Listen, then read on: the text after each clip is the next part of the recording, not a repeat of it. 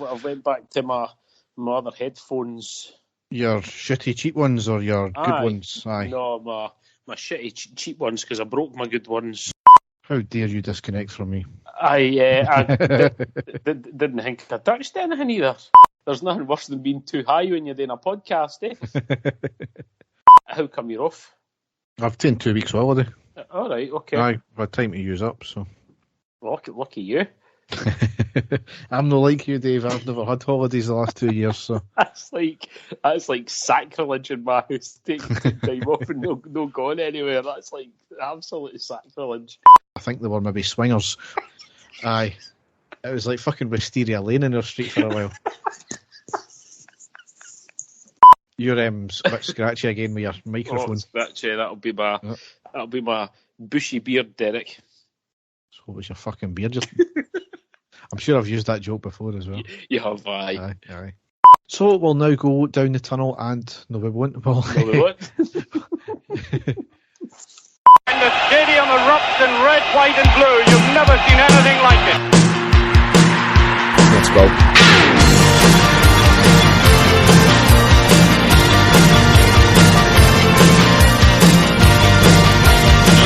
Brace yourself.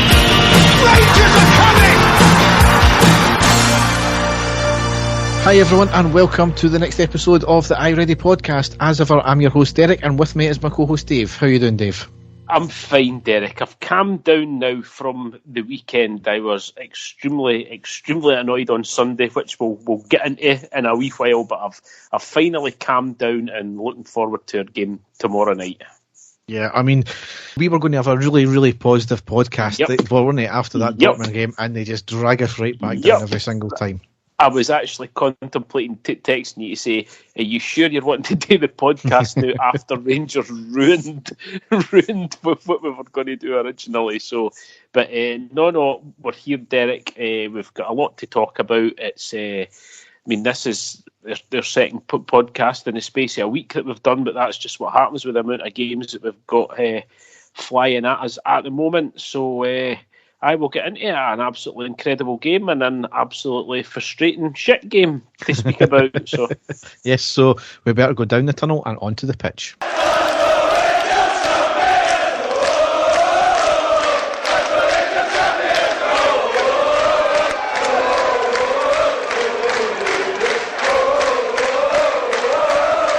So, the first game we've got to cover, what a game it was, Dave. It was Thursday the 24th of February. It was a 2-each draw at home to Dortmund in Europa League last 32, Leg 2, and we won 6-4 in aggregate.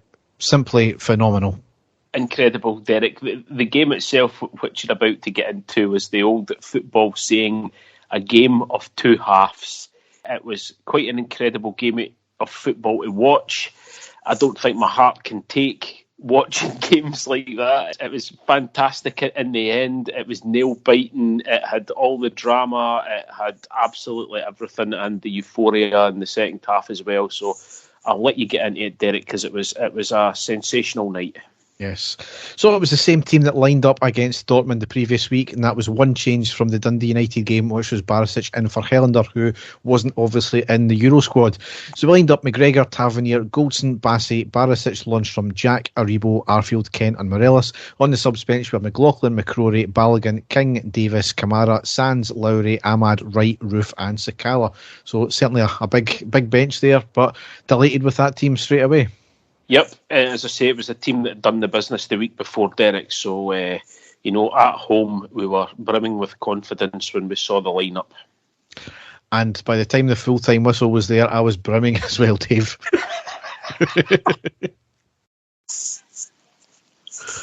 Oh dear, trust you a lot of Yeah, exactly. So really in the first half, as we expected, Dortmund going for it from minute one, and they were the far better team. There's no getting away from it, as you would kind of expect with their quality.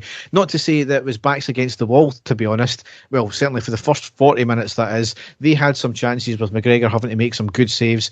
They had most of the possession and we were getting pegged back, and they were right on us as soon as we got the ball. So really kind of as we expected, wasn't it? It was, Derek. We weren't expecting them because, I mean, they had won the previous game in Germany by 6-0. So we knew that they were coming out to try and score goals. They wanted to stamp their authority in the game early. And we knew that we were going to have to be very controlled because they were coming out because they had a bit of a point to prove, I thought anyway. So we knew it was going to be tough. Just before kick-off, though, there was a wee bit of trouble, though, with the fans at the segregation line. Apparently some Dortmund fans charged at our fans. 3 fans arrested, not sure which side they were from. There was also a bit of a smoke mist over Ibrox as well as kick-off happened because the Germans had lit off flares. However, added to the atmosphere, we were quite happy with it. In the 4th minute, there was a chance from Dortmund. There was a corner in from the right to the back post. Morelos tries to header it, completely misses, bounces right in front of Bellingham, who hit it off his shin and off the post. We tried to clear, went back to Dortmund, crossed in from the left side. The ball bounces out of play. Weirdly, nothing given, even though it was well out of play. All our defenders stop. The ball ricochets off a few players and eventually cleared. I mean, the replay clearly shown that it was clearly out of play. Yep. Yeah, once again, poor linesmanship there. But ultimately, though, poor defending, all from the set piece, and we never played to the whistle again. Exactly, Derek. And again, it was just it was one of these things, as you say, under the cosh straight away. We looked very shaky. I mean, we've been talking about like the standard of defending and clearing our lines, but there was like twice in that sort of section of play that I thought that we could have cleared the ball quite easily. As you say, we didn't clear our lines. We almost paid for it. It looked a bit shambolic at the back, and that's when I thought, well, we're really going to be up against it tonight at that stage. Yep. 17th minute, Dortmund with a shot from inside the box deflected for a corner. 18th minute, a corner was initially cleared, but Dortmund managed to pick the ball back up, played to the left side, played forward to their attacker, who has a turn and a shot outside the box, but it went well wide. And then in the 21st minute, those 3 words you absolutely love to hear: penalty to Rangers. Dortmund gave the ball away on the right-hand side. We got the ball to Kent on the left. He cuts inside the box, turns to go outside, and as he was actually trying to run out the box with the ball, he was tripped. A Stonewall penalty every day you like. Yep, it was, Derek, and it was a section of play. It was probably about the first time that we had managed to get up towards their box, Derek, and that's what I think kind of shocked us, because as you say, Kent wasn't going directly towards goal. He was trying to sort of move away, possibly get a cross or that in. But again, we'll take it. It was a clear penalty. He completely took him out of play. And as you say, our 3 favourite words in the whole of the world. Yep. And up steps Tavernier on the 22nd minute, sends it down the middle. Keeper dives to the right. Brilliant penalty by Tavernier again. Yep, tremendous, Derek. Really, really pleased. And at that stage, we've now got a 3-goal lead against Borussia Dortmund. Everybody's thinking, surely they're not going to come back for this. It's not going to be as close anymore because we've got that goal cushion. I was thinking before the game, if we can even get 1 goal here, we'll be doing fine, and that'll be us on easy street. But wasn't to be for the rest of that half, was it, Derek? No, certainly not. 25th minute, Dortmund with a blistering shot in the box. It was a great save by McGregor. He didn't need to move, but he had to be quick with his reactions for that one there, so it was good to see again. And then it started to go Pete Tong on the 31st minute because Jude Bellingham scored a goal to make it 1 each on the night. The ball was played into the box from the right. Goldson sticks his foot out, goes right to Bellingham, who was with him at the time, and he slots it to the side of McGregor. Absolute pish poor from Goldson there. If you've got to do that, you've got to go in full-blooded, not just some silly wee flick out of your leg. Poor. Very poor, Derek, and he slotted it away with ease. I think that was what was really bad about it at the time. As you say, we were expecting a much sort of harder 100% tackle there. It just made it so easy for him, and he slotted it past McGregor as if he wasn't there. It was like something out of training, Derek, when, you know, players aren't going sort of full-blown in each other, and, you know, they try the wee flicks and things like that. Just far too easy for them. That's what I remember for that. Yeah. However, we had a chance to ultimately bury the game again, because 4 minutes later, on the 35th minute, it was lovely from Jack using his strength to win the ball in midfield, gets to the box, slides it to Arfield, who takes it into the box further. He really should have squared it, but he tries to shoot, and the keeper gets a block to it. It rebounds off the defender, and then out to Morelos, who has a blistering rocket of a shot, and it was off the line from the defender. Really unlucky there from Morelos, but What was Arfield thinking about? Look up, square it, and then you've got to tap into the net again. How many times are we going to do this? I know. It came to bite us in the backside at Tannadice on the Sunday before when it comes to just having a wee look up. We always seem to have a man on their own, completely unmarked, ready to tap the ball into the net, and we never ever seem to take that option, Derek. Really frustrating. Arfield saw the glory, it didn't come off, and as you say, but Alfredo really unlucky as well, and a good sort of goal line clearance for them, because it was an absolute blistering shot that he had, which, in any other day would have probably hit the back of the net as well, but wasn't to be. No. And then a minute later, Dortmund go right up the park and hit a blistering shot with McGregor making an outstanding save to put it out for the corner. The resulting corner comes in and off the arm of Goldson. There were claims, but his arm was clearly down by his side, so definitely not a penalty, but it was a great save from McGregor right there. Yeah. However, the work was undone because in the 42nd minute, Dortmund made it 2-1. The ball was in from the right. Goldson sticks a shitey leg out to try and clear it, much like his first attempt for the first goal. Flicks off his leg to the far post. The Dortmund player picks it up, crosses it back in on the deck, and more or less a simple tap-in. So a comedy of errors right there, all down to the fact that Goldson can't stick a bloody leg out properly and clear the ball. Yeah, unfortunately, it is something that we're seeing a lot of, and we'll be talking about it again with the next game coming up as well. Really poor and just making it really easy for them to score, Derek. That's the most frustrating thing for me, making it so easy for the opposition attackers to get in and score. Really poor. And just before that, I was watching and I thought, if we can hold out to half-time at 1-1, we'll be doing well. And then they scored at that stage, Derek. And I'll be really honest with you, I was fearing the worst at that point, because the way that we were playing then, the way that Dortmund were playing, the fact that we were given making it so easy for them, in the box especially, I thought we were in for a hiding in the second half. I really did. Yeah, I think everybody did, and that was the big worry, and you thought, right, that's the momentum swung now. 45th minute, big chance from Dortmund, getting the ball on the left. The boy drops his shoulder, cuts it back, our defender slides in, and they shank it wide at the near post. If they had played across the goal, rather than trying to be clever, then it was in completely living dangerously at that point, because if they had pulled it back to the aggregate score being level, then I think we were on for a hiding, definitely. 47th minute, a long ball lobbed into our box, the attacker got a shot off and McGregor grabbed the ball in mid-air, and that's when half-time came. So they were very dangerous. We needed to really slow the game down and get possession, because we're losing possession every single time. Cut out our mistakes at the back as well. That was the big thing. We have shown that on the rare occasion that when we got forward we can create our own danger. We knew their defence was a bit weak, and at that point, as we all thought, it was going to be a very, very long second half. However, we did make a change at half-time with Barisic coming off and Balogun coming on. Now, he did take a knock in the knee maybe about 10 minutes before half-time. However, Van Bronckhorst did say that it was more tactical, so I don't know if that had anything to play at all in it. McCoist in the commentary said that we switched to a 5 at the back.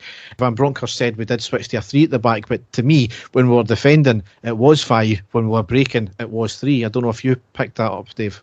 I actually didn't, Derek, to be perfectly honest. I was just under the impression it was a straight swap with Balogun going in as centre half and Bassey going out onto the left-hand side. I know that Lundstrom looked as if he was playing further back, but he's just in front of the defence, but I never picked up on that one at all, to be perfectly honest with you. However, it worked absolute wonders, because we were a different team in the second half, and I don't think Dortmund really done anything at all of note. I will get into it though.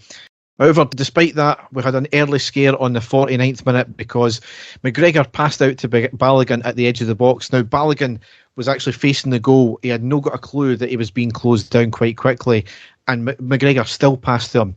I mean, utter ridiculous from McGregor there. He was the one who was in control of that. He knew Balogun was getting closed down. Why pass to him at the edge of the box when there was no other defenders there? It was absolutely ludicrous decision there from McGregor, and we got away with that one there. Yeah, definitely, Derek. Yep.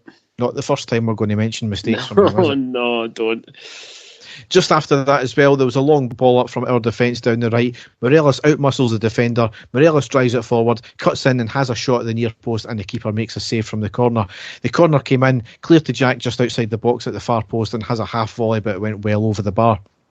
56th minute, a lovely reverse ball by Jack on the left to Kent, drives it forward, cuts inside, tries to shoot, but goes out to Morelos on the right side, who has a shot and forces a save from the keeper as well. Certainly, we're getting closer, we're getting the chances, we're getting more possession. That's what we wanted to see. We were still ultimately in control of the game for the fact that we're a goal ahead on aggregate, so it was all still for them to do.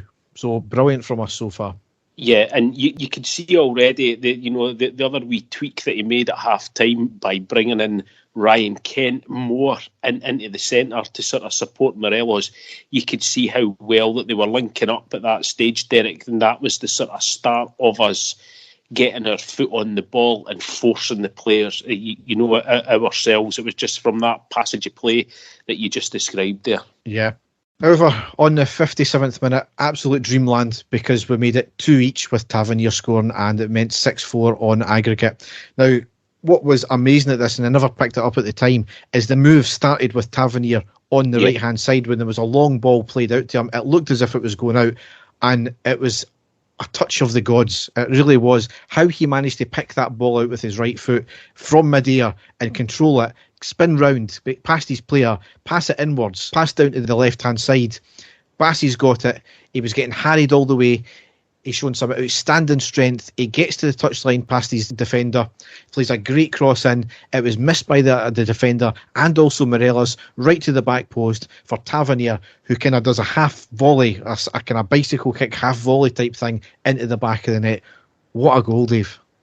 Derek, if you actually think about it, the goal that started at right back was played to our left back on the left wing.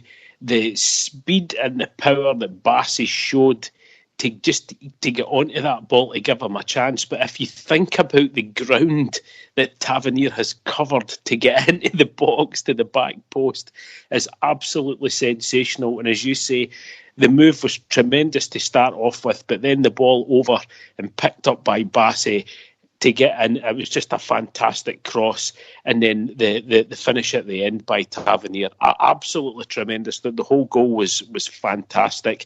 The athleticism shown by the two of them, incredible, and the atmosphere at Ibrox was absolutely sensational at that point. For us to be thinking the worst, Derek, to draw it back level, but not only draw it back level, to be deserved to have drawn it back level at that stage was just absolutely tremendous from us. Superb. Yeah. I mean, we were on top at that point. As I said earlier on, I don't think Dortmund had anything really apart from that first wee chance there. We were on top all the way, and it was considering how the first half went, they were absolutely obliterating us. Our defence was so shaky. The fact that we changed it was a tactical masterclass, and the players were just pulling their way all the way, and it was fantastic to see. So at this point, 2 goals in advantage, half an hour still to play, a lot of football, anything can happen. 63rd minute, Dortmund gets into the box on the left and they ran the ball out.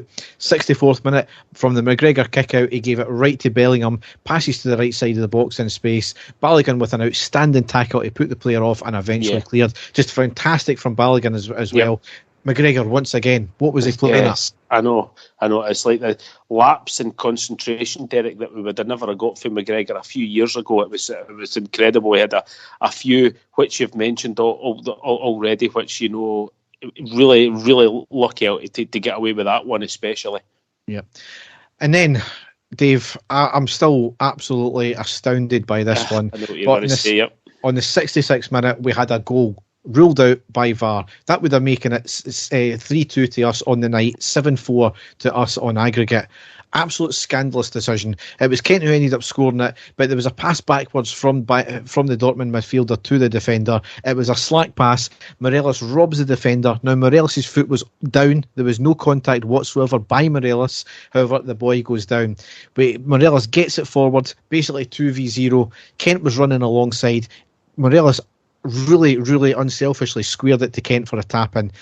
There was a lengthy VAR check after protest from the Dortmund bench, and the referee rules it a foul.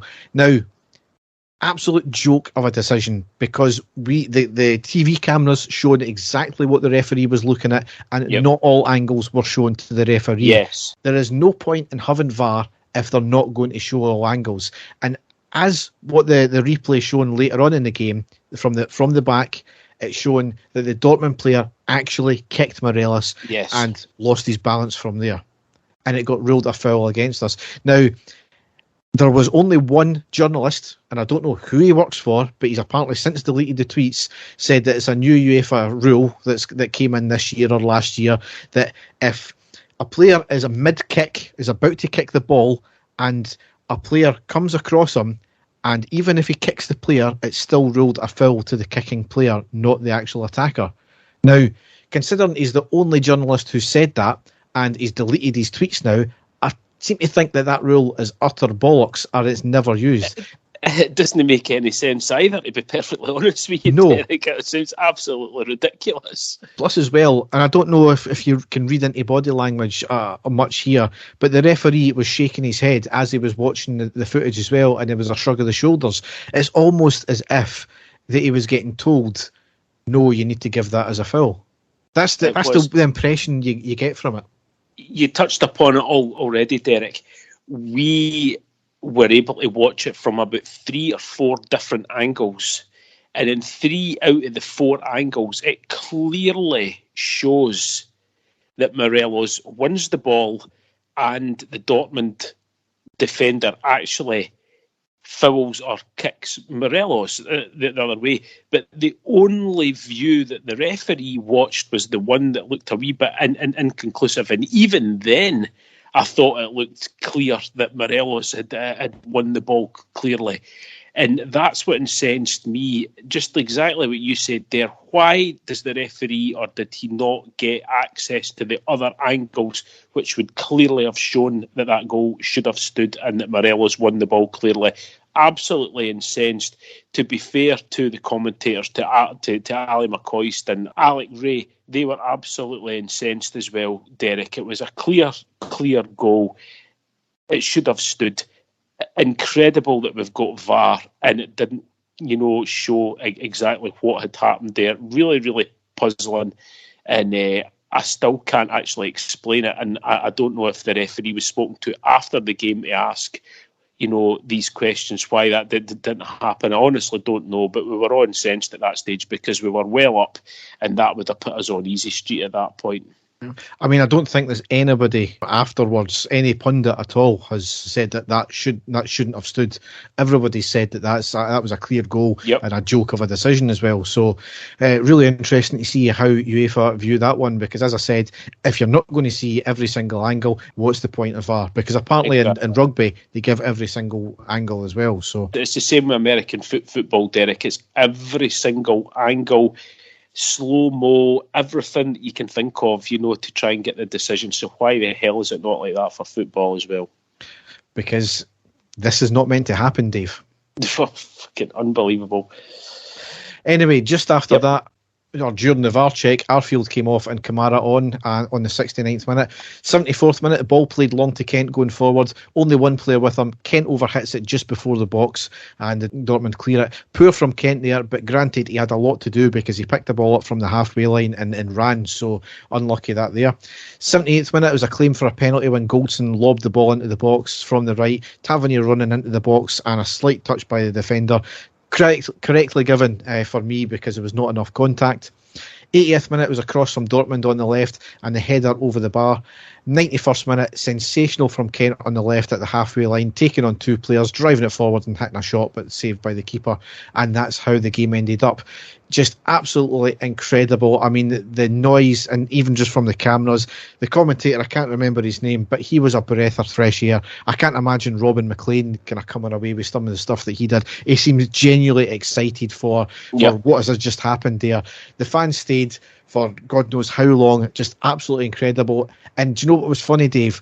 From round about the 65th, just when that third goal went in, I thought, here we go.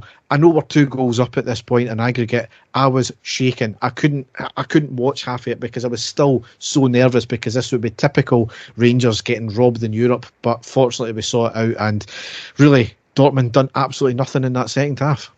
It was an incredible performance, Derek. Hats off to Gio for changing his tactics, a few wee tweaks, like I said, bringing Kent more into the centre to link up with Morelos was a masterstroke, because every time that Rangers got the ball and we attacked both of those players, I thought Morelos was tremendous, Derek. I thought his hold-up play, his link-up play was fantastic. His body strength, tremendous. Ryan Kent was fantastic in the second half as well. A total menace to their defence. Every time he got the ball, he looked as if he was going to cause them major problems.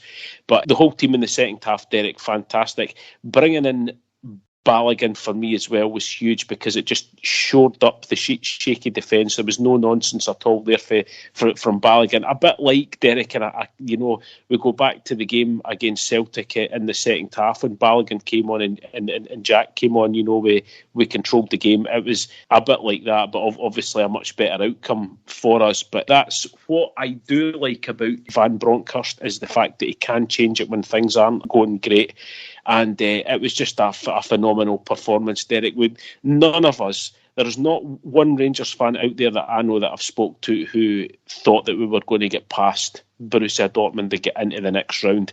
It's an incredible achievement for everything that we've been through in the last sort of 11 years. That, for me, was the biggest result we've had. We had some incredible European nights under Steven Gerrard, but that one tops it for me. It was fantastic. It was great that all the fans were in the stadium to witness it as well, and it just shows that when we are on our game, Derek, we are right up there with the best teams in Europe, and we proved it.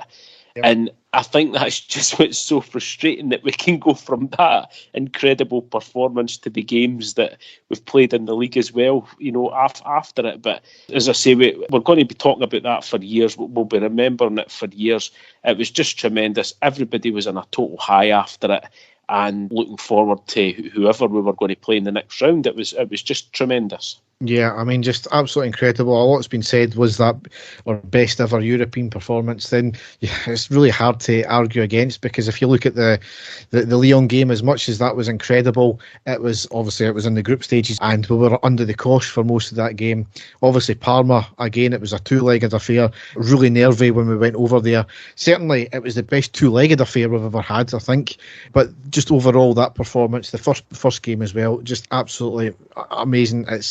It's one of these moments that you're going to always remember where you are when you were watching that game, because it is like these games, the Lyon, the Parma, all these type of games, just incredible. For old codgers like myself, Derek, the Leeds United games, home and away, for me still are the top ones that I have witnessed in my lifetime.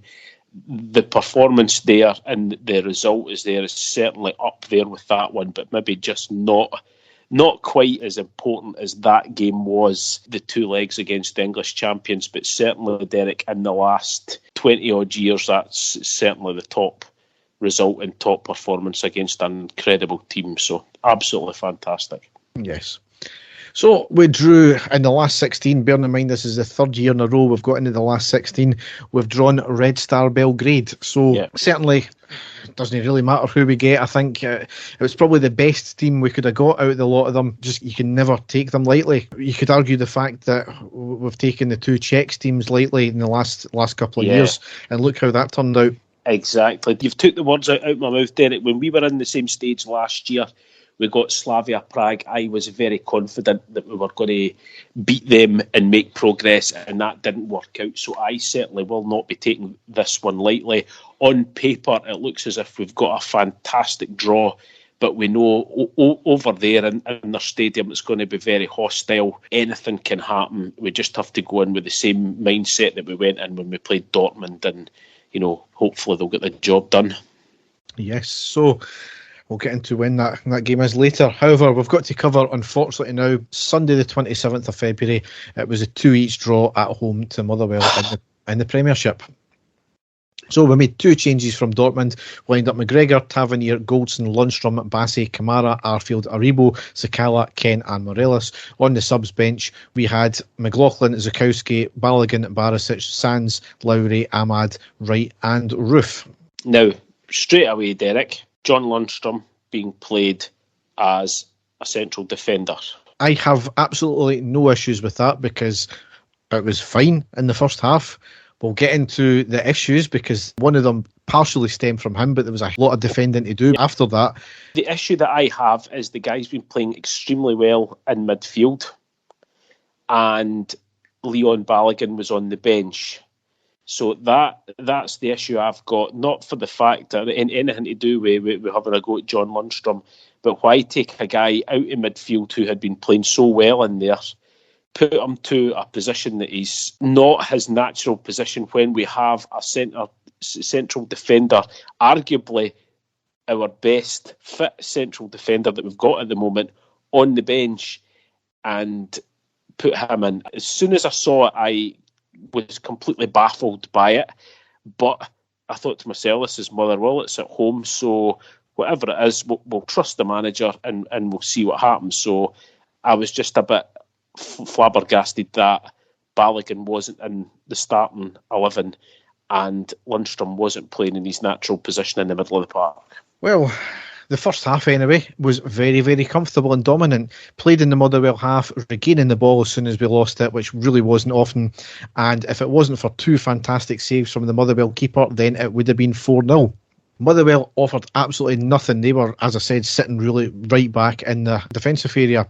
There was a chance for us on the second minute where Tavernier lobs the ball into the box from the right. Morelos with a good touch to control, and then toe pokes at goal bound, but it hit off the top of the bar, so really unlucky that there. On the 7th minute, it was a short corner from us on the left, knocked to Tavernier at the corner of the box and has a fantastic curling shot. It was going into the top right corner, but the keeper pulled out a fantastic save to put it out for the corner. The resulting corner was knocked away, but only to the edge of the box, knocked back to Tavernier, who floated in across into the middle, and Lundstram with a header wide. On the 18th minute, another great save, and it was an absolute worldie this time because the corner in from the left played out to Lundstram at the edge of the box, and he has a stunning shot going in all the way, and the keeper pulled out a fantastic diving save. I said at that point, this is going to be one of these days, isn't it, where the keeper's going to pull out, worldie after worldie. However, we did make the breakthrough 4 minutes later because on the 22nd minute, Morelos made it 1-0. We're knocking the ball about well, gets the ball to Kent on the right. He floats the ball in, either hit off the head of Morelos or hit off the head of Mugabe. Morelos was claiming it. RTV gave it as an OG. I don't care how they go in, as long as they go in. Yep, great timing to score, Derek. As you say, we had been knocking on the door for some time, and great for us to get off the mark at that stage. Absolutely.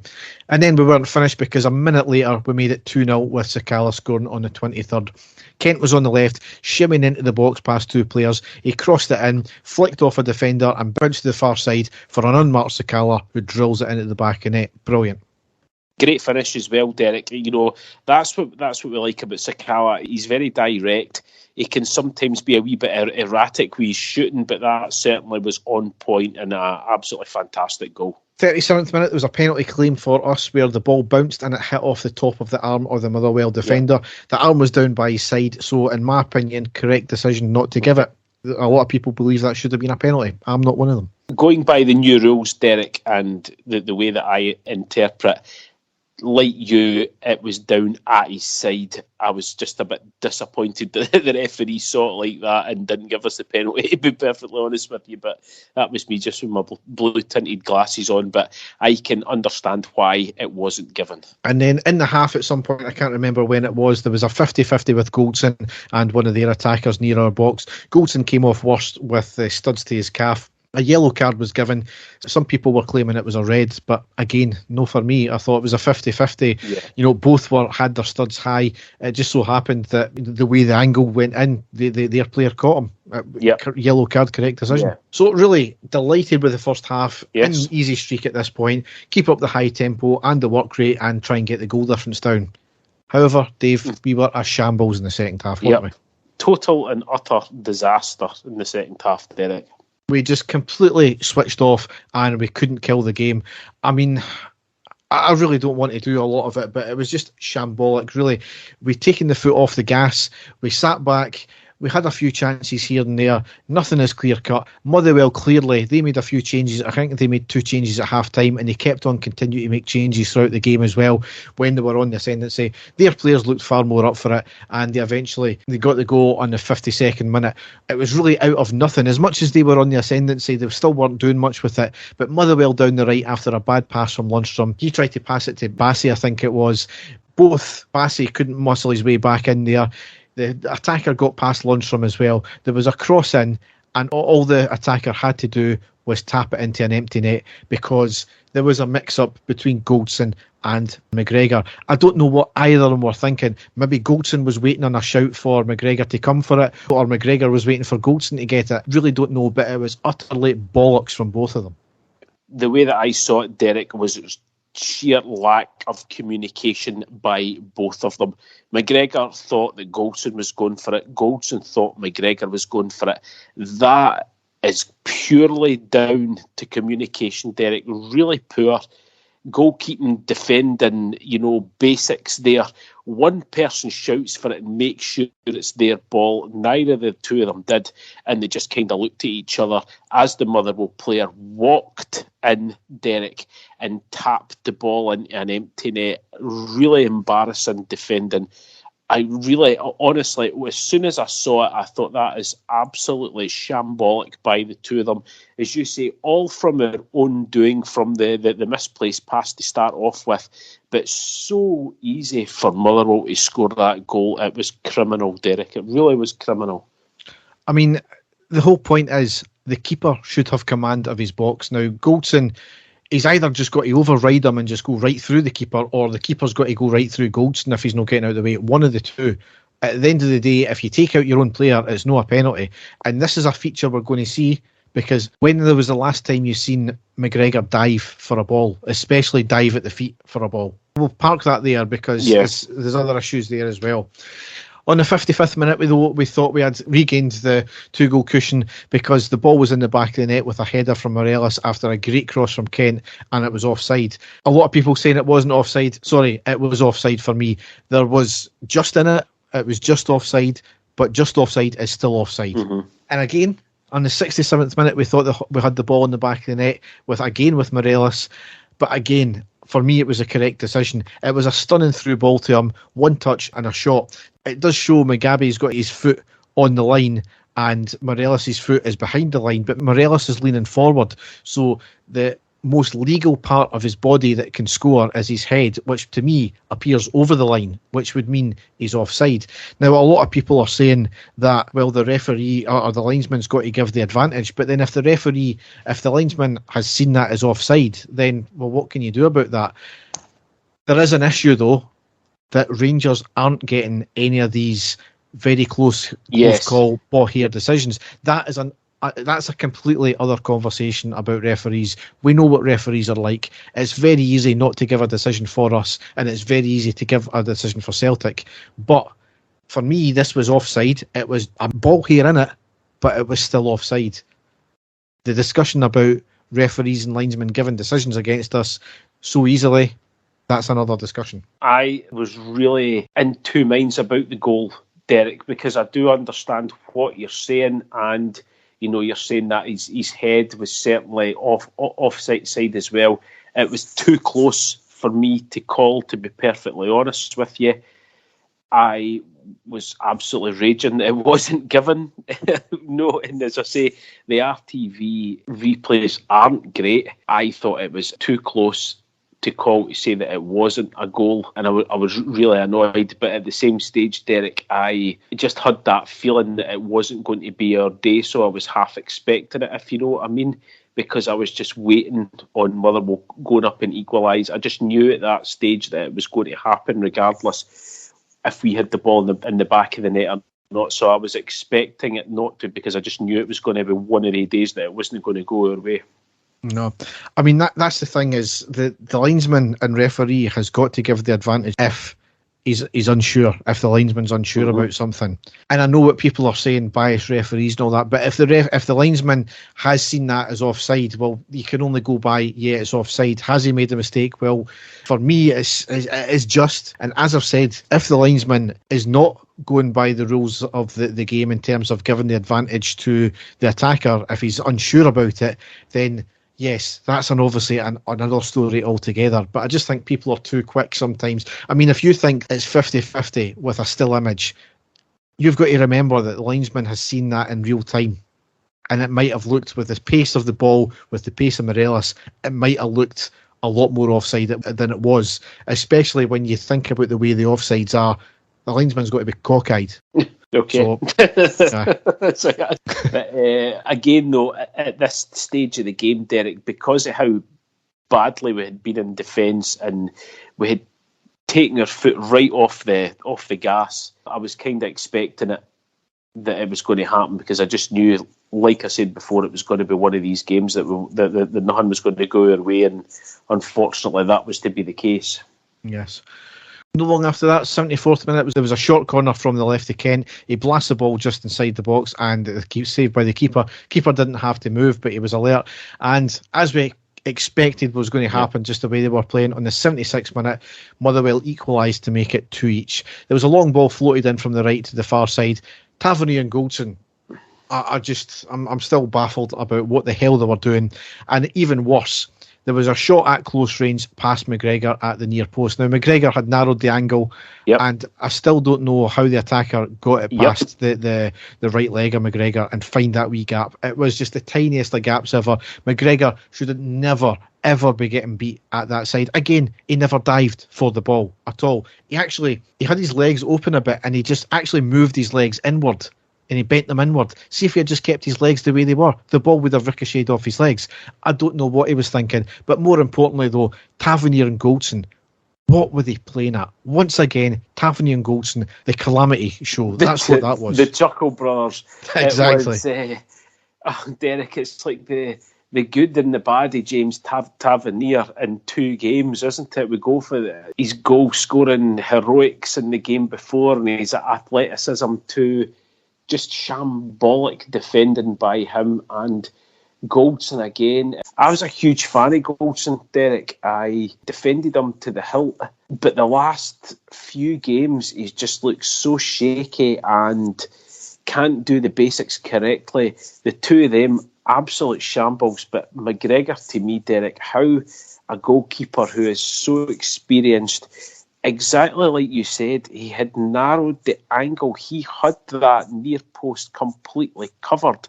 How on earth somebody can get a shot underneath him at the near post is beyond me. It was absolutely shocking. And how many times have we said, I mean, it never happens, Derek. Usually, bread and butter to a goalkeeper, that, and how he managed to get the ball past him at the near, I honestly don't know. Is it clearly down as McGregor now getting to the stage, Derek, that his reactions, especially, getting down, like you said, for diving and stuff like that, is it because he's getting to that stage now that it's more difficult? I honestly don't know. But to me, he had everything covered, so how the hell it got through, I don't know. I'm still baffled by it, Derek. It was just a complete shambles by all in the defence. They all need to have a good hard look at themselves. Just not good enough at home to be winning 2-0, as you say, completely cruising, and for Motherwell to find it so easy to score the 2 goals against us is just complete criminal for me. I mean, I'm going to take McGregor for a start here. He has been an incredible servant to us. Yep. Incredible. I mean, that was 20th year anniversary there, just there for us as well. Granted, his wee sidestep, during the banner years as well. However, he's been incredible. He is the only keeper that I can see ever matching Gorham. And when we look back on his career, we'll maybe think, he was as good as Gorham. I mean, he's pulled off some incredible saves.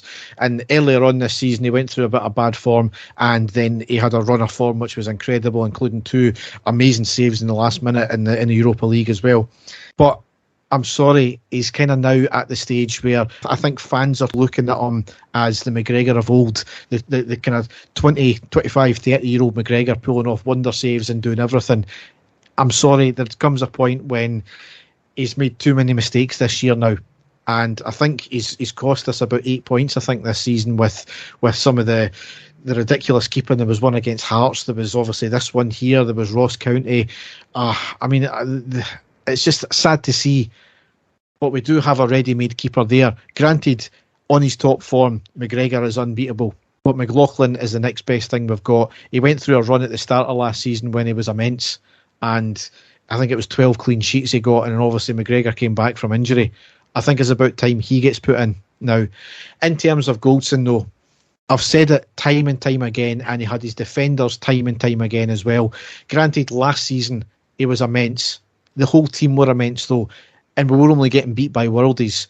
But the same issues with Goldson from 2, 3, 4 years ago, whenever it was when he signed, are right back in his game now, because he's trying to do the fancy thing rather than just clear his lines. The team's different this year as well in terms of we've not got that same mentality of just go for it. We have got our lapses, but Goldson time and time again is making the same mistakes. And I'm sorry, if he's not signed a new deal by now, he should not get one. And his head is clearly in other places. But I'm sorry, Goldson needs out the team as well now. At this moment in time, Balogun, in my opinion, is your best central defender for consistency, for not making any mistakes. So I was just absolutely baffled that he wasn't on from the start. Goldson's he's lost it at the moment. And in the huge games, there's certain times that you think to yourself, well, that's we want big battling defender. And, you know, when it comes to the aerial battles, Derek, you know, he's a fantastic defender. But when you are getting guys that are able to run at them, it seems to be this players being able to cut the ball in from the byline. We seem to be looking absolute shambles in there because we've not got McGregor that's as quick anymore to dive than to try and gather it. And, you know, when you've got Tav and you've got Goldson who just can't seem to deal with low crosses into the box, it's really worrying. And I just feel that, you know, the likes of Balogun in there, you know, some of the last-ditch tackles that he'd done against Dortmund as well, getting in there to stop. Why he wasn't playing, I don't know. It was just a shambles. The whole of the second half, apart from the two times that, you know, Alfredo had the ball in the net, we just didn't look up for it whatsoever. Motherwell could smell blood. They went for it and they ended up getting their equaliser. And I'm sure as you're about to go into it, we're unlucky that they didn't score a third goal. Yes, 82nd minute was pressure in the Motherwell box with a shot by Arfield, blocked by the defender, comes out to Goldson at the far post and saved by the keeper. And then, unbelievably, on the 83rd minute, our first sub of the game, first and only sub of the game, Sakala off and Roof on. I mean, we needed a bit more than just really a like for like there, and Sakala was one of the more creative players in the second half as well. Yeah. 86th minute, the ball was crossed in from the left, evades everyone, right to Roof, lets it bounce, and it's a half volley, but right at the keeper. But 87th minute, it was a cross in from the right. Kent controls it just outside the box. He has a shot, hits off the hands of one of the Motherwell players outside the D. Then it went into the box. It may have hit the hand of another defender inside the box, falls to Roof, but couldn't get a shot off. And then that was it. Once again, more handballs not given. Yes, exactly, Derek. Yep. That is the one thing that the referee completely fucked up on in this game. I would 100% agree on in that one there. But that's how the game ended. Really disappointing. Boos rang out at full time, quite rightly so. Second half was just an absolute shambles. The players have got to carry the can for that. Obviously, McGregor and Goldson certainly have got to carry the can for that. Really more worryingly, though, is the fact that when we were chasing the game, it was clear at 2-1 we were on the back foot. And the fact that we never made a substitution until 83 minutes gone. That, for me, is all on Van Bronckhorst not making the earlier changes. We've got 5 substitutions to use. Use them. I am worrying, Derek, again, and I'm going to repeat myself again. We have so many chances to score in that game in the first half to put the game away. We don't do it. Motherwell have 3 shots or 3 sort of main chances in the whole of the second half and score 2 of them. Yep. And we don't win the game with the amount of shots on target is very worrying for me. We don't seem to be able to have anyone.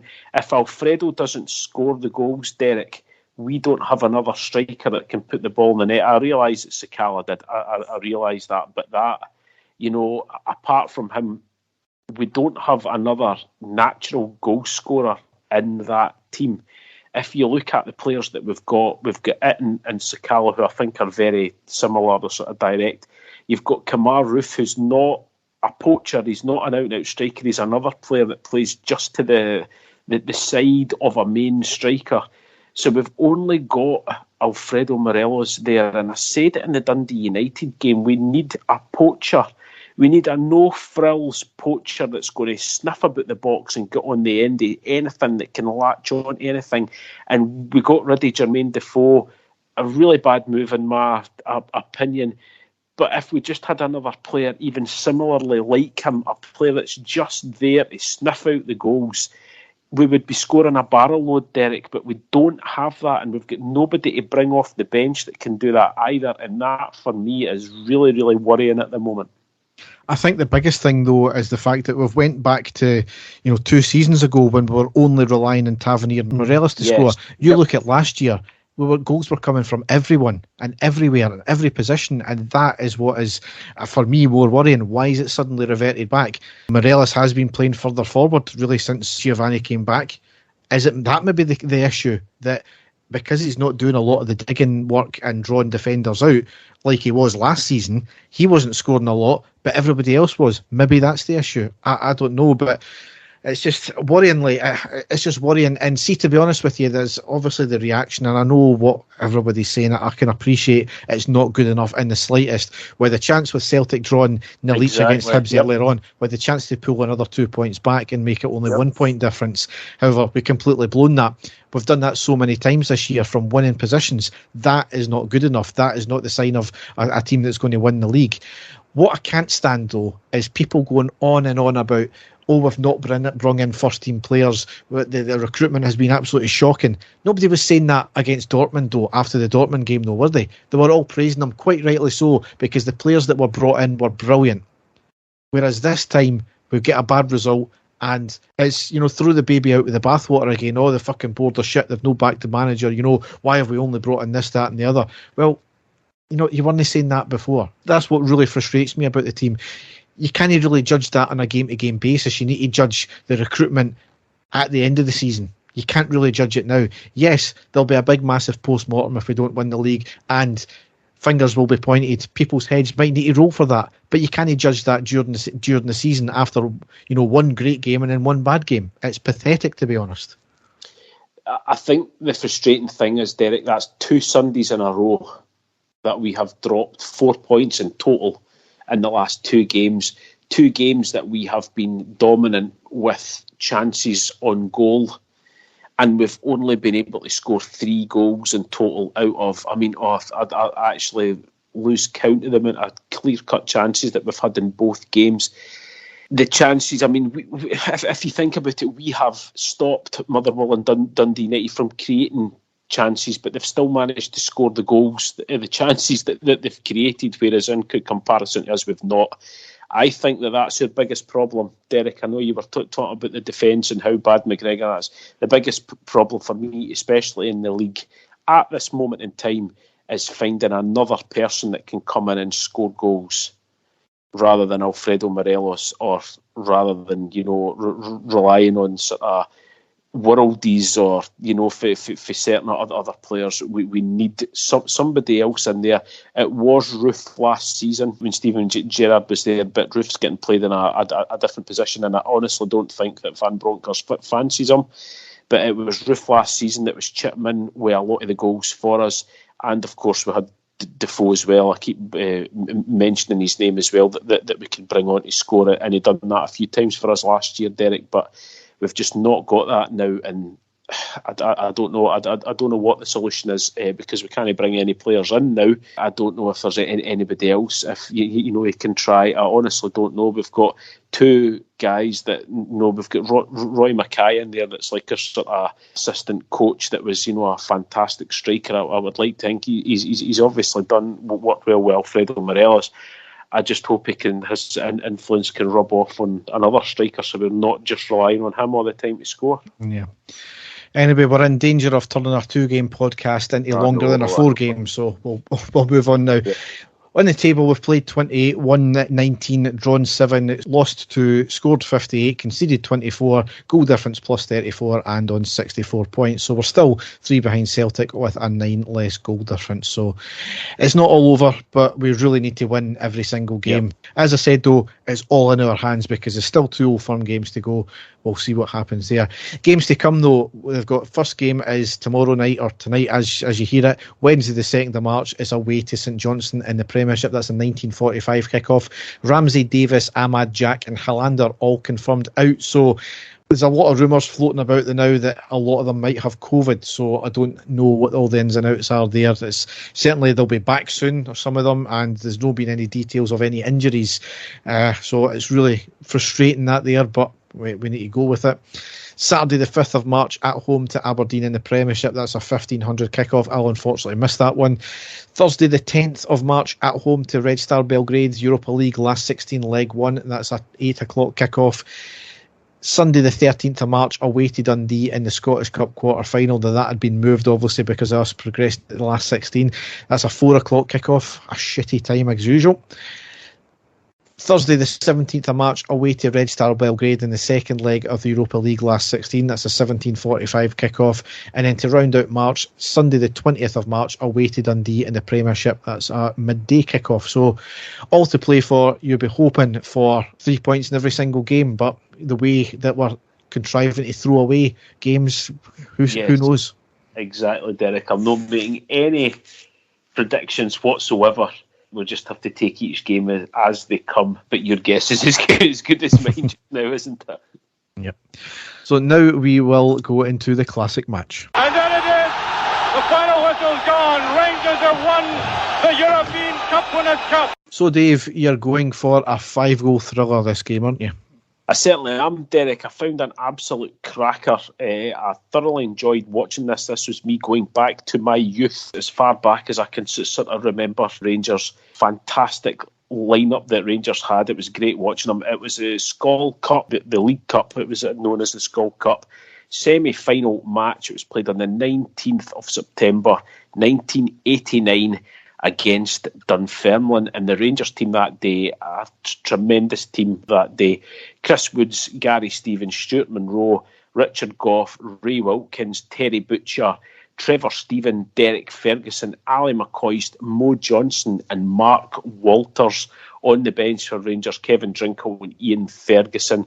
Dunfermline lined up with Ian Westwater, Robertson, Doug Rugve, Norrie McCarthy, Tierney, Abercrombie, Farmingham, Estevan Cosma, Jack O'Boyle and Irons. So the Rangers team then, Derek, that was the team I sort of fell in love with. Really, when I saw the game, I was really looking forward to it. So Rangers at that stage were aiming for their 4th consecutive League Cup final. Back in those days, it was sort of known as our Cup at that point, and Rangers really started off on the front foot, and the first real chance with some fantastic play involving Monroe, McCoist, over to Johnson, then to Derek Ferguson. He had a shot from the edge of the box, which was saved by Westwater. Really unlucky there. And then Ray Wilkins commanding the midfield. He just seemed to pick up any sort of loose balls, loose passes that were going a beg, and he was great at that. Ray Wilkins spreading the ball about for the middle of the park. Absolutely fantastic to watch him. And then on the 11th minute, Rangers took the lead. Here's Walters. Holding off O'Boyle to find Monroe. Played on there by McCoist for Johnston. Here's McCoist again for Trevor Stephen. A superb opening goal from Rangers. The 12th minute of the match. Created by the twin strikers McCoist and Johnston and finished by Stephen. There was Monroe playing it in. The head flick on came from McCoist. The return ball from Mo Johnston. There's McCoist again. Stevens supporting in the middle, taking it on the volley with the left foot, and Westwater had no chance at all. Excellent goal. Stuart Monroe on the left wing. He puts a cross into Mo Johnson. He wins the header. The head goes to Ali McCoist on the edge of the box. He lays the ball off to Trevor Stephen, who controls the ball on his chest into the box and hits a fantastic shot past Westwater to make it 1-0 to Rangers. Excellent early goal there. And then another good chance a few minutes after that. Mo Johnson on the break on the left wing. He puts the cross into Ali McCoist, who lays off Stephen again, almost identical. But there's a tackle. The ball's picked up by Walters, who then puts the ball out to Ali McCoist on the right-hand side of the box. He lays the ball off to Gary Stevens in the right wing-back area. He hits a shot straight at Westwater. Unlucky there, still 1-0 to Rangers.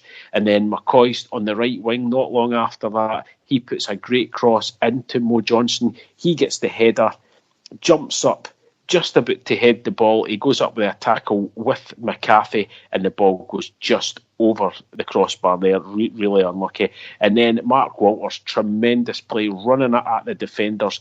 He sees Westwater off his line, decides to go for the chip, chips it, dinks it right over the goalkeeper. It would have been a stunning goal. Unfortunately, it cannons off the bar, bounces down, and Dunfermline managed to clear it. So Rangers really going all out here for the second goal. And on the 35th minute, that is when the second goal came. Stevens inside. Here's Stephen. Now Goff. There's Johnston! The flying header for Rangers' second. The smile of delight from Johnston. Well, the penalty box man at his best. Walters playing it in, the misunderstanding there between McCarthy and Westwater. Dunfermline now are never out of trouble. There was Westwater challenging. The overhead clearance, reaching Richard Goff. There was Stevens. Set up there by Stephen for Goff. And look at this flying header from Maurice Johnston. It's just constant pressure. Mark Walters with a cross which was stabbed away out to Ali McCoist. He lays the ball off to Gary Stevens. He then finds Trevor Stephen, who then plays the ball to Richard Goff at the corner of the box. Richard Goff puts in a fantastic cross into the box, and there's Mo Johnston with a diving header. Fantastic pass Westwater. That made it 2-0 to Rangers. Tremendous play. No more than Rangers deserved at that stage. We're all over Dunfermline. And then still going for it a few minutes later, a great chance. Mark Walters on the left wing. He puts a cross. It's dummied by Mo Johnston. It falls straight to Trevor Stephen, completely unmarked. He strikes it low, but a fantastic save by Westwater to keep it out of the net. Still 2-0. But then 5 minutes before half-time, on the 40th minute, Rangers get the third. Here's Gary Stevens. Delicate ball inside. Here's Johnston. There's McCoist. And that was a classic. McCoist takes a salute of the fans. Walter was there to make sure, but there was Gary Stevens returning it to Johnston. And look at the quality of this first-time pass. In came McCoist, the header against the balance of Westwater, and the ball was in before Walters reached it. There's a cross into Mo Johnston on the right-hand side of the box. Instead of going for the shot, he puts a first-time cross into Ali McCoist, who rises above everyone and nods the ball past Ian Westwater into the goal. Absolutely fantastic. And at that stage, that was Mo Johnston involved in every single goal for Rangers. He was having a sensational goal. The half-time whistle is blown. Rangers playing some absolutely stunning football and 3 goals to the good. So excellent first half. So then into the second half, Rangers start the second just as it finished the first. Ali McCoist with a glaring chance as he passes the ball just past the post for close range. Really unlucky there. And that was after an incredible pass along the ground by Ray Wilkins to pick him out. Really unlucky there. A few minutes later, a chance. Mark Walters picks up the ball from a Trevor Stephen cross. He shoots it low, but it's a great save by Ian Westwater. Then just after that, as a sub, Ray Wilkins goes off. He'd had a fantastic game, and Ian Ferguson comes on to take his place. And just after that, a cross by Trevor Stephen on the right-hand side to McCoist, a diving header that was deflected past for a corner. Really, really unlucky there. And then Mo Johnston gets the ball into the back of the net from that corner, but he was judged offside, unfortunately. But on the 77th minute, we get the 4th goal, and it was the classic Johnson-McCoist partnership. Tierney had to be careful. Well, that's great play by Stephen. Here's Maurice Johnston. They're queuing up in the middle. McCoist made it. And once again, Johnston plays a vital role in the build-up. 13 minutes from the end. The very quick throw taken there by Trevor Stephen. Johnston took up good position, looked up, measured the pass, and in goes Ali McCoist for his second of the night. A quick throw in by Trevor Stephen. Mo Johnson on the right wing, completely unmarked. He runs into the box and just passes the ball low right across the face of the goal. And there's Super Ali to slide in at the back post. Simple goal, but Rangers really in command. Fantastic. 4-0 Rangers. And then 2 minutes before the end of the game, Rangers get their fifth. Stevens making with the byline. Here's Johnston dropping in deep. Angle cross, kept in by Walters. Ian Ferguson. Superbly drilled home by Ferguson. 2 minutes from the end. Well, he's shown his shooting power with his right foot many times, but this is taken with the left.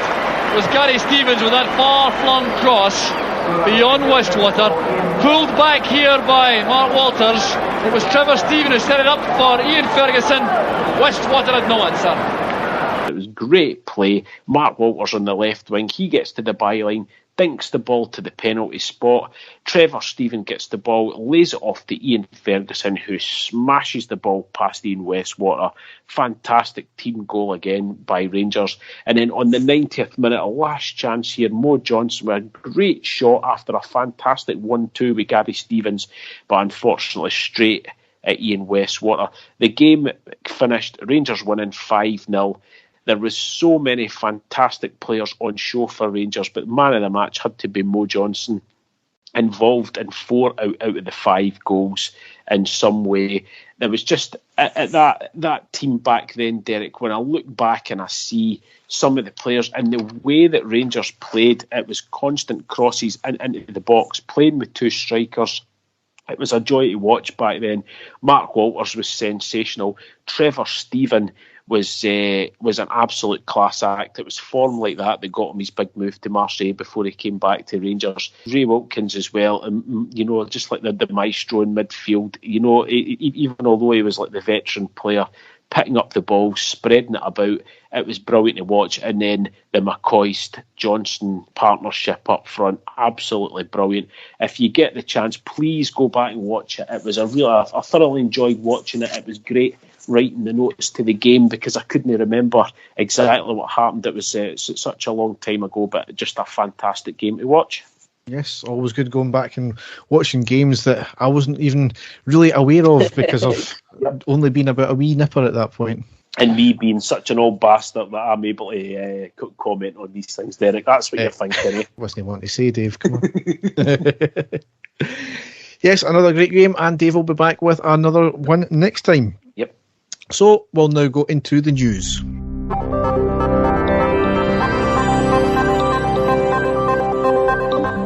So something I don't really want to cover, but it's going to it kind of does touch on us slightly, is the preliminary hearing for the class action lawsuit brought by the survivors of the Celtic child abuse. They have been granted permission to sue the club. As I said, I'm really not wanting to go into the ins and outs of this, as it's really not a point scoring or gloating exercise at all, but ultimately this could have huge ramifications for not only Celtic but the Scottish game as well. What I want to get into though is Celtic's lawyer argued that they wanted the survivors' case to be thrown out, as Celtic's case would not have a fair trial due to Celtic not having certain documents which would basically prove they were a separate entity. So think about that for a minute. Basically, they've claimed for decades that Celtic and Celtic Boys Club are a separate entity, but they've just admitted in court that they don't actually have proof that they're a separate entity. Yeah. I mean, I know they're trying to get out of it, but that is just absolutely mind-boggling. Celtic have issued a statement tonight as well, still maintaining that they're a separate entity. Now, for me, it's not going to be a case of if, it's going to be a case of how much now. Given what the judge's ruling was on bringing the hearing forward as well, this is going to be bigger than Penn State, and they made films about Penn State. It's astonishing that brands have deserted players over rumours and accusations, yet the same hasn't been done for actual convictions at Celtic yet. This is all about justice. This is not about us gloating or point scoring or anything like that, which kind of funny when any time when a Rangers fan does comment, some Celtic fans try and point score with the whole Neely and Dunn thing, which has already been done to death at that one there. This is about justice for the victims. Some of them don't even want money. This is about recognition of what went on, and still despite what a judge has just said about the evidence, Celtic still maintain that they're a separate entity. I don't know when the court case is going to be. It's going to be probably at some point this year. We'll find out what happens then. But this could have huge ramifications, as I said, not for Celtic, but for Scottish football. It is, Derek. It's going to be a test case. Like you say, we don't want to talk too much about it. We don't want to become involved now that the legal proceedings have been allowed to go ahead. So we'll wait and see what happens. We all have our opinions, Derek. We all know what gets said and what gets thrown back and forward, and we all know what Rangers fans are being accused of. We're all quite disgusted with some of the things that get said as well. It's all going to be out in the open, Derek. There's going to be a lot that we're going to find out about it, and as I say, I'm not going to say too much more. We will wait and see what comes in the months ahead. Like you said, we don't know when it's all going to be starting, but it's going to be in the news everywhere. Even Radio Clyde were covering it tonight for the first time that I've ever heard them talking about it during the whole time that the allegations were there. So we'll wait and see what happens with that one, Derek. However, it kind of leads into the next story that kind of broke today. The reports were this morning, and there's nothing been official about this yet, state that Rangers and Celtic are to hold a friendly in Australia in November when the international break would be on for the World Cup. Now, Celtic have confirmed that they're travelling out and they're going to be playing a 4-team tournament. Never said who the other 3 teams are, and nothing about us either. And we haven't confirmed anything either. Now, funny that this story comes out when the Celtic Boys Club story came out as well. It's not the first time that they've tried to deflect with another story. And my point is, if, and it's a big if this is true, it's incredibly short-sighted from the club here. I'm a bit concerned the fact that it would take 2 minutes to release a statement saying we are not travelling. So I think there might be some sort of truth in it. Now, what I don't understand is that not only do Celtic refuse to use the Old Firm brand, they constantly have cheap digs. And then what's coming from them, after the court case today, they're an absolute toxic brand, not just in a metaphorical sense, but a literal one as well. So what really concerns me is the fact that if Rangers are going to do this, and there is going to be a friendly between both of us over there. However, what I really am annoyed at is in this day and age of complete bullshit made up stories from journalists who, granted they've got a blue tick, they're believing this hook, line and sinker. Like, we all know, don't trust whatever you read in the Sun or the Daily Record. As soon as there's a potential story that might affect us, they're away believing it. There is nothing being confirmed yet, and we're already criticising the board, and we're going mental at the board and saying that it should be a sacking offence to whoever sanctioned this. If people cast their minds back to last year at the start of the pre-season, we were involved in a 4-team tournament with Celtic as well. It was the Viola Cup. There was 2 games. Not one of them was against Celtic. So it might be something as simple as that, which is absolutely fine. We're not playing Celtic. And from what I understand, is it's only came from one journalist, and all the red tops have ran with it and saying it's fact that all Rangers and Celtic are probably going to be playing each other. That's not been said whatsoever.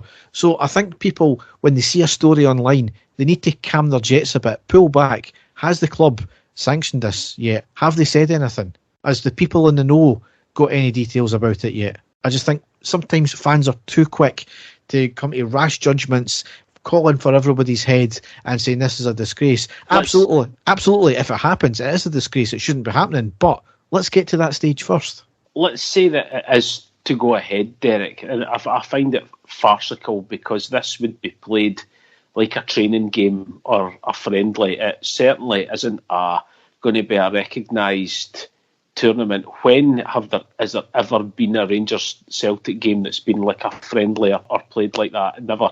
It'd be a complete farce in my opinion. As you say, I don't know where everybody's sort of jumping on the bandwagon here for what one person said. I hope it's a lot of bollocks. I really do. Exactly the same as you. I don't think we should be associating ourselves with Celtic at all. It's farcical as well for the fact that it would be so far away to travel. Also, I don't see, logistically what they would be thinking about for doing it. There's too many negatives for me, Derek, and I just hope it's a lot of rubbish.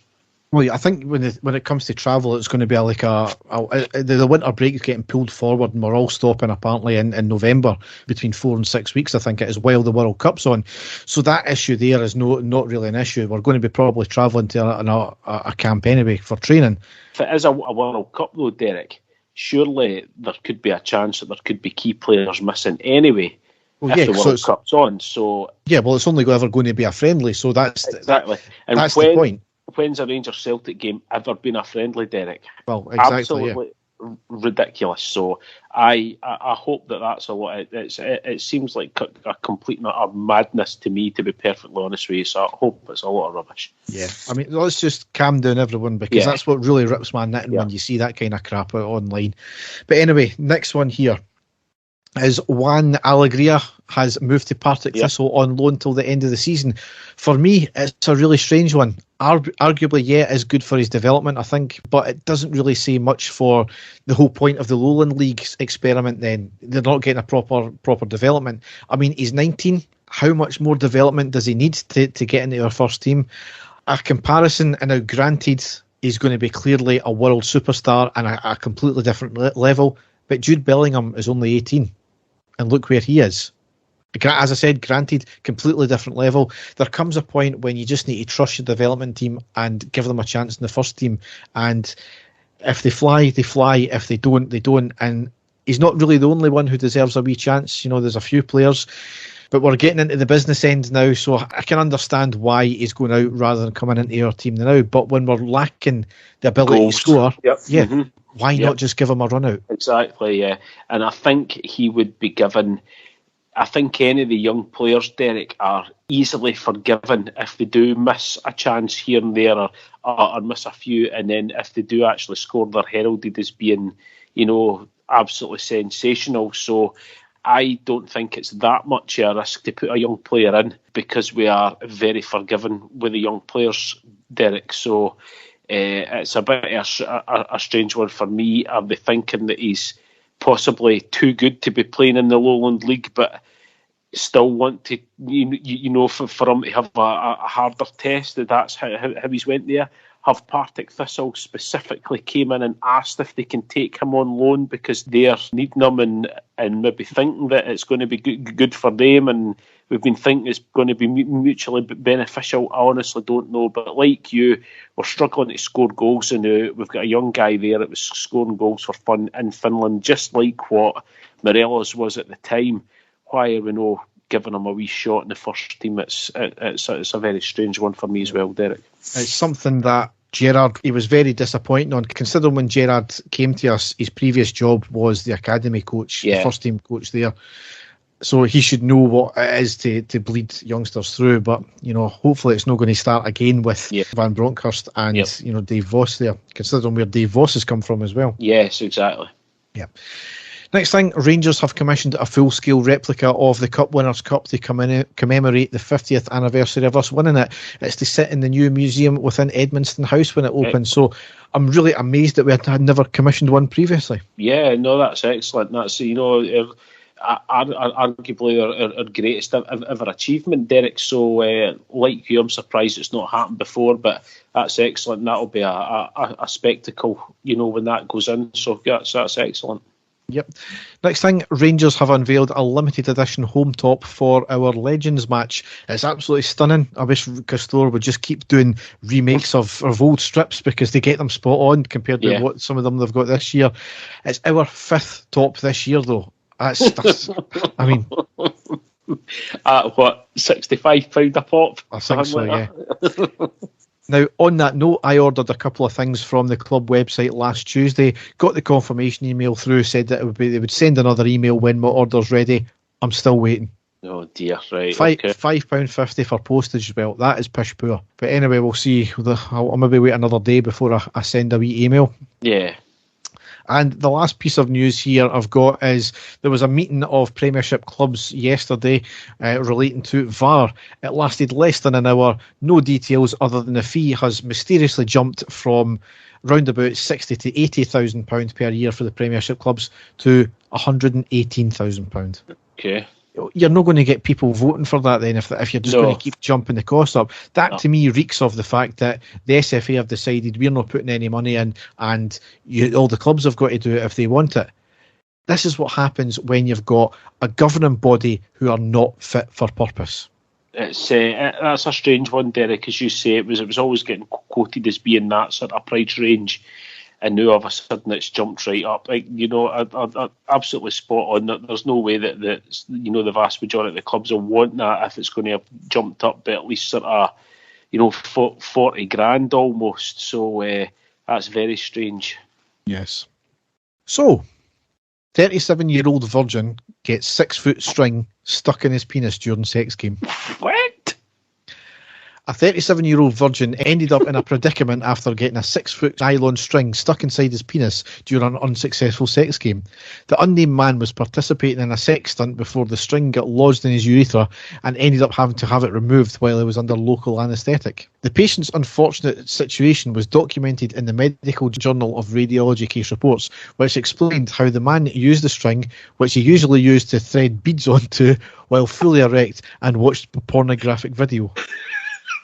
According to reports, it was the first time he performed this, although the study noted that he did watch porn and masturbate every day. Fuck, do they know that? After experiencing problems urinating and severe abdominal pain, which lasted 2 hours, the man went to hospital in Indonesia, which is obviously where he came from. After an unsuccessful attempt to remove the string, doctors decided to insert a camera into the man's bladder, which showed a black bundle of string, which meant that medics were able to use forceps after giving him local anaesthetic. A near 2-metre nylon string was extracted from the patient's bladder. 2 meters? 2 metres, yes. I'm trying to understand how he managed to get it. I'm totally confused, Derek. It must have felt good until it didn't. I really don't want to try that. Next question I've got for you is, how did they know he was a virgin? Dave. Derek, you and your stories. That's what I'm going to say. I'm actually at a loss with that one, to be honest. It's not usually I'm speechless after these stories. There's so many questions, Derek, but I don't think we should go down that road. Don't think I want the answers, to be honest. So on that note, we will end the podcast. So as ever, you can go to our website, which is ireadypodcast.wordpress.com, and there you can find all of last season's stuff, or some of last season's stuff in before, none of this season. So, but you can also go to all the usual podcast outlets as well as our social media sites at Facebook and Twitter. So, Dave, we need these results, simple as. I think we've done what we can in Europe. If we get results in Europe, fantastic. You never know, Dave, though. If we win the Europa League, we're into that pot of money at the end of the Champions League anyway. So you could look at it that way. I don't think that we're. I don't think we should bank on that, though. I think 100% all the effort should be on winning the league this year. It's a massive, massive league title for us this season, and for the winners, the pot of gold at the end. For whoever wins it, it's going to be absolutely massive. All the work that we've done in Europe over the last few seasons to make this happen, we need to have that mentality that we are the champions and we're going to defend our crown and we're going to win it. I really hope that the players step up, Derek. I really do. Yep, absolutely. So, thanks for listening and goodbye. Take care, folks. Goodbye. And the stadium erupts in red, white and blue. You've never seen anything like it. Let's go.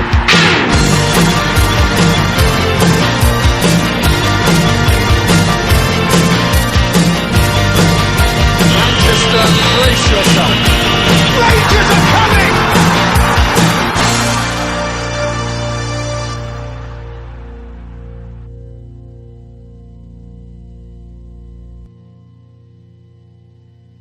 Shut up.